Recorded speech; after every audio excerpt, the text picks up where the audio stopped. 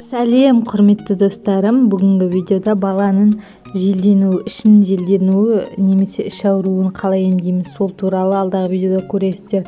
Алдағы видеода мен өз қызыма ішіне массаж жасап көрсетемін. Сондықтан да видеоны соңына дейін қараңыз. Дүниеге келгеннен кейін нәрестенің 2 апта өткен соң ішке буы, іш желденуі немесе колика, яғни іш ауруы мазалай бастайды. Ол 3-4 айға созылуы мүмкін. Белгілері: кенеттен бала тоқтамай жылайды, 2 аяғын ішке қарай жинап үздіксіз жылай береді. Мұндай кезде ештеңеге көнбейді, тіпті анасын омырауда оны жұбата алмайды. Тамақтан бас тартады. Баланың ішін ашып қарасаңыз, іші үлкейіп, керіліп, қатты болып тұрады. Мұндай белгілер көбіне кешке қарай мазалайды.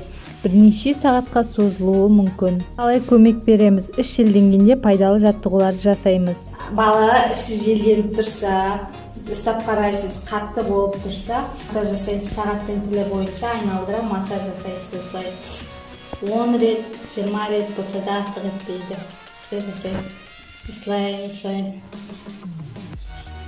Сосын аяғын былай көтересіз. Аяғын осылай.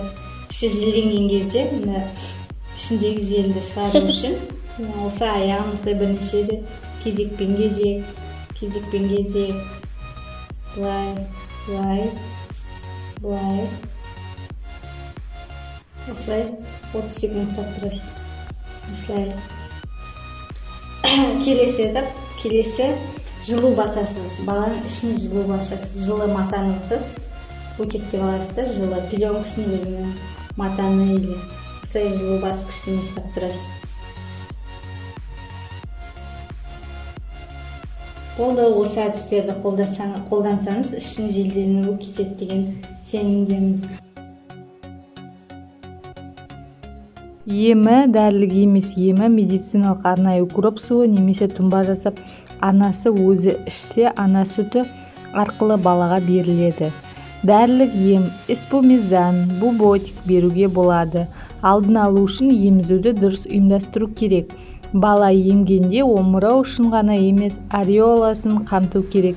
Емізер алдында баланы ішімен жатқызу керек. Еміп болған соң тігімен ұстап, іштегі ауаны шығару керек. Жасанды сүтпен тамақтанатын балаларға арнайы антиколикі бөтелке пайдаланған жөн. Анасы тағам рационын реттегені жөн. Ал достар, видео ұнаса лайк басып, комментарияға өз ойларын жазып кетіңіздер. Осындай жағдай сіздерде болды ма? Лайк басуды ұмытпаймыз достар. Сау болыңыздар.